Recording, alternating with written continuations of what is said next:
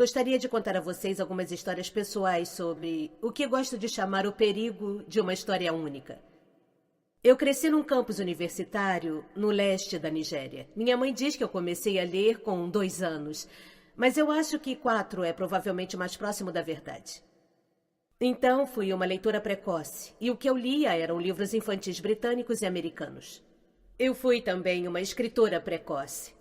E quando comecei a escrever por volta dos 7 anos, histórias com ilustrações em giz de cera, que minha pobre mãe era obrigada a ler, eu escrevi exatamente os tipos de histórias que eu lia. Todos os meus personagens eram brancos, de olhos azuis. Eles brincavam na neve e comiam maçãs. Eles falavam muito sobre o tempo, em como era maravilhoso o sol ter aparecido. Agora, apesar do fato de que eu morava na Nigéria, eu nunca havia estado fora da Nigéria. Nós não tínhamos neve, comíamos mangas e nunca falávamos sobre o tempo porque não era necessário. Meus personagens bebiam muita cerveja de gengibre porque as personagens dos livros britânicos que eu lia bebiam cerveja de gengibre. Não importava que eu não soubesse o que era cerveja de gengibre. E por muitos anos depois eu desejei desesperadamente experimentar cerveja de gengibre. Mas isso é outra história. A meu ver, o que isso demonstra é como somos impressionáveis e vulneráveis face a uma história, principalmente quando somos crianças. Porque tudo o que eu havia lido eram livros nos quais as personagens eram estrangeiras. Eu me convenci de que os livros, por sua própria natureza, tinham que ser estrangeiros e tinham que ser sobre coisas com as quais eu não podia me identificar. As coisas mudaram quando eu descobri os livros africanos. Não havia muitos disponíveis e não eram tão fáceis de encontrar quanto os estrangeiros, mas, devido a escritores como Chinua Achebe e Kamara Lai, eu passei por uma mudança mental em minha percepção da literatura. Percebi que pessoas como eu, meninas com a pele cor de chocolate, cujos cabelos crespos não podiam formar rabos de cavalo, também podiam existir na literatura. Comecei a escrever sobre coisas que eu reconhecia. Eu amava aqueles livros americanos e britânicos que eu lia. Eles mexiam com a minha imaginação, me abriam novos mundos. Mas a consequência inesperada foi que eu não sabia que pessoas como eu podiam existir na literatura. Então, descobrir escritores africanos resultou numa coisa: me salvar de ter uma única história sobre o que os livros são.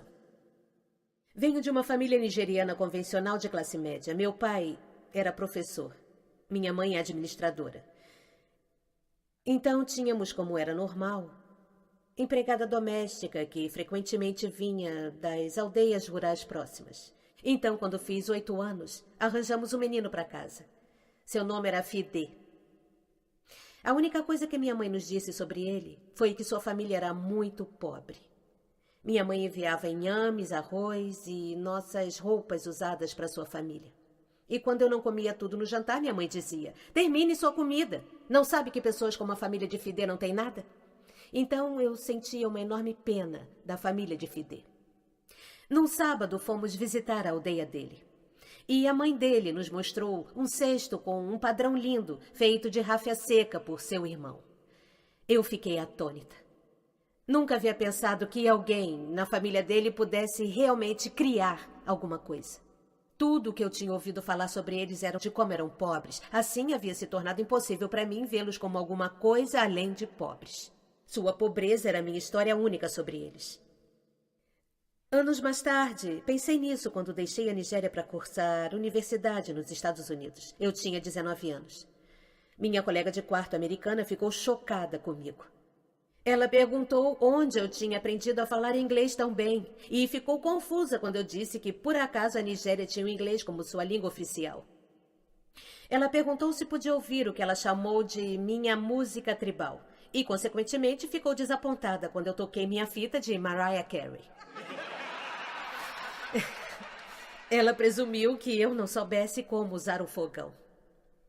O que me impressionou foi que ela sentiu pena de mim antes mesmo de ter me visto. Sua posição padrão para comigo, como uma africana, era um tipo de arrogância bem intencionada, piedade. Minha colega de quarto tinha uma única história sobre a África, uma única história de catástrofe. Nessa única história não havia possibilidade dos africanos serem iguais a ela de jeito algum. Nenhuma possibilidade de sentimentos mais complexos do que piedade. Nenhuma possibilidade de uma conexão com humanos iguais. Devo dizer que antes de ir para os Estados Unidos, não me identificava conscientemente como uma africana. Mas nos Estados Unidos, sempre que o tema África surgia, pessoas vinham a mim, não importava que eu não soubesse nada sobre a Namíbia. Mas acabei por abraçar essa nova identidade e, de muitas maneiras, agora eu penso em mim como uma africana. Mas ainda fico um pouco irritada quando referem-se à África como um país. O exemplo mais recente foi meu maravilhoso voo dos lagos, 2 dias atrás. Não fosse um anúncio de um voo da Virgin sobre o trabalho de caridade na Índia, África e outros países. Então, após ter passado vários anos nos Estados Unidos como uma africana, comecei a entender a reação da minha colega para comigo.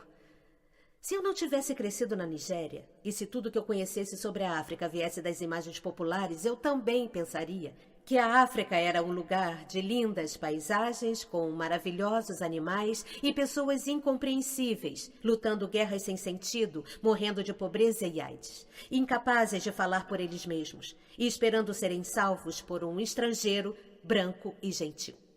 Eu veria os africanos do mesmo jeito que eu, quando criança, havia visto a família de Fidé. Eu acho que essa única história da África vem da literatura ocidental. Então aqui temos uma citação de um mercador londrino chamado John Locke, que navegou até o oeste da África em 1561 e manteve um fascinante relato de sua viagem. Após referir-se aos negros africanos como bestas que não têm casas, ele escreve: eles também são pessoas sem cabeças, que têm sua boca e seus olhos em seus seios. Eu rio toda vez que leio isso, e alguém deve admirar a imaginação de John Locke. Mas o que é importante sobre sua escrita é que ela representa o início de uma tradição de contar histórias africanas no Ocidente. Uma tradição da África subsaariana como um lugar negativo, de diferenças, de escuridão, de pessoas que, nas palavras do maravilhoso poeta Rudyard Kipling, são metade demônio, metade criança. Então eu comecei a perceber que minha colega de quarto americana deve ter por toda a sua vida visto e ouvido diferentes versões de uma única história. Como um professor que uma vez me disse que meu romance não era autenticamente africano. Eu estava disposta a afirmar que havia uma série de coisas erradas com um romance, que ele havia falhado em vários lugares. Mas eu nunca teria imaginado que ele havia falhado em alcançar alguma coisa chamada autenticidade africana. Na verdade, eu não sabia o que era autenticidade africana. O professor me disse que minhas personagens pareciam muito com ele. Um homem educado de classe média. Minhas personagens dirigiam carros, elas não estavam famintas. Por isso não eram autenticamente africanas. Mas eu devo rapidamente acrescentar que eu também sou culpada na questão da única história. Alguns anos atrás eu visitei o México saindo dos Estados Unidos. O clima político lá naquela época era tenso e havia debates sobre imigração. E como frequentemente acontece na América, imigração tornou-se sinônimo de mexicanos. Havia histórias infindáveis de mexicanos como pessoas que estavam espoliando o sistema de saúde, passando as escondidas pela fronteira, sendo presos, esse tipo de coisa. Eu lembro de andar no meu primeiro dia em Guadalajara, vendo as pessoas indo trabalhar, enrolando tortilhas no mercado, fumando, rindo. Eu lembro que meu primeiro sentimento foi de surpresa, e então fiquei oprimida pela vergonha. Eu percebi que havia estado tão imersa na cobertura da mídia sobre os mexicanos que eles haviam se tornado uma coisa em minha mente, o imigrante abjeto. Eu tinha assimilado uma única história sobre os mexicanos e não podia estar mais envergonhada de mim mesma. Então é assim que se cria uma única história. Mostre um povo como uma coisa, como somente uma coisa, repetidamente, e será o que eles se tornarão. É impossível falar sobre única história sem falar sobre poder. Há uma palavra da tribo Igbo que eu lembro sempre que penso sobre as estruturas do poder do mundo, e a palavra é Nkali. É um substantivo que livremente se traduz ser maior do que o outro. Como nossos mundos econômico e político, histórias também são definidas pelo princípio do Nkali. Como são contadas, quem as conta, quando contam e quantas histórias são contadas. Tudo realmente depende do poder. Poder é a habilidade de não só contar a história de uma outra pessoa, mas de fazer a história definitiva daquela pessoa. O poeta palestino Mourid Barghouti escreve que se você quer destituir uma pessoa, o jeito mais simples é contar sua história e começar com "em segundo lugar". Comece uma história com as flechas dos nativos americanos e não com a chegada dos britânicos, e você tem uma história totalmente diferente. Comece a história com o fracasso do Estado africano e não com a criação colonial do Estado africano, e você tem uma história totalmente diferente.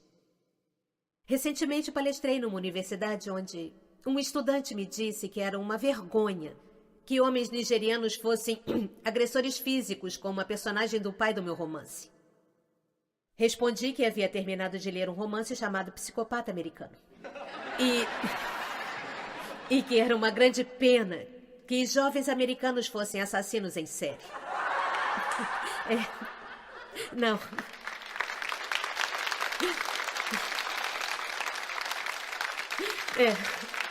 É óbvio que eu disse isso num leve ataque de irritação.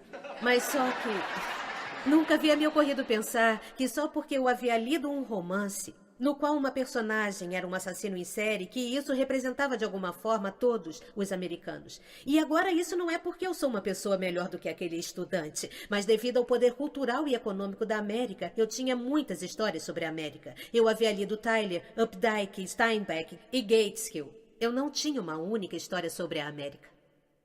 Quando eu soube, alguns anos atrás, que escritores deveriam ter tido infâncias realmente infelizes para ter sucesso, eu comecei a pensar sobre como eu poderia inventar coisas horríveis que meus pais teriam feito comigo.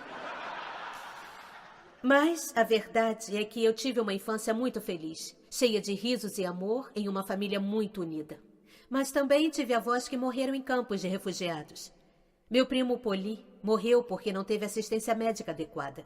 Um dos meus amigos mais próximos, o Coloma, morreu num acidente aéreo porque nossos caminhões de bombeiros não tinham água. Eu cresci sob governos militares repressivos que desvalorizavam a educação, então, por vezes, meus pais não recebiam seus salários. E então, ainda criança, eu via a geleia desaparecer do café da manhã, depois a margarina desapareceu, depois o pão tornou-se muito caro, depois o leite ficou racionado. E, acima de tudo, um tipo de medo político normalizado invadiu nossas vidas. Todas essas histórias fazem quem eu sou. Mas insistir somente nessas histórias negativas é superficializar minha experiência e negligenciar as muitas outras histórias que me formaram. A única história cria estereótipos. E o problema com estereótipos não é que eles sejam mentira, mas que eles sejam incompletos. Eles fazem uma história tornar-se a única história. Claro que a África é um continente repleto de catástrofes. Há as enormes, como as terríveis violações no Congo. E há as depressivas, como o fato de 5.000 pessoas candidatarem-se a uma vaga de emprego na Nigéria. Mas há outras histórias que não são sobre catástrofes. E é muito importante, é igualmente importante falar sobre elas. Eu sempre achei que era impossível me relacionar adequadamente com um lugar ou uma pessoa sem me relacionar com todas as histórias daquele lugar ou pessoa. A consequência de uma única história é essa. Ela rouba das pessoas sua dignidade. Faz o reconhecimento de nossa humanidade compartilhada difícil. Enfatiza como somos diferentes, em vez de como somos semelhantes. E se antes da minha viagem ao México eu tivesse acompanhado os debates sobre imigração de ambos os lados, dos Estados Unidos e do México? E se minha mãe tivesse contado que a família de Fidel era pobre e trabalhadora? E se tivéssemos uma rede televisiva africana que transmitisse diversas histórias africanas para todo o mundo, o que o escritor nigeriano Chinua Achebe chama um equilíbrio de histórias? E se minha colega de quarto soubesse do meu editor nigeriano, Mukita Bakare, um homem notável que deixou seu trabalho em um banco para seguir seu sonho e começar uma editora? A sabedoria popular era que nigerianos não gostam de literatura. Ele discordava. Ele sentiu que pessoas que podiam ler, leriam, se a literatura se tornasse acessível e disponível para eles. Logo após ele publicar meu primeiro romance, eu fui a uma estação de TV em Lagos para uma entrevista. E uma mulher que trabalhava lá como mensageira veio a mim e disse: eu realmente gostei do seu romance, mas não gostei do final. Agora você tem que escrever uma sequência e é isso que vai acontecer. E continuou a dizer o que escrever na sequência. Eu não estava apenas encantada, eu estava comovida. Ali estava uma mulher, parte das massas comuns de nigerianos que não se supunham ser leitores. Ela não tinha só lido o livro, mas ela havia se apossado dele e sentia-se no direito de me dizer o que escrever na sequência. E se minha colega de quarto soubesse de minha amiga Fumi Onda, uma mulher destemida que apresenta um show de TV em Lagos e que está determinada a contar as histórias que nós preferimos esquecer? E se minha colega de quarto soubesse sobre a cirurgia cardíaca que foi realizada no Hospital de Lagos na semana passada?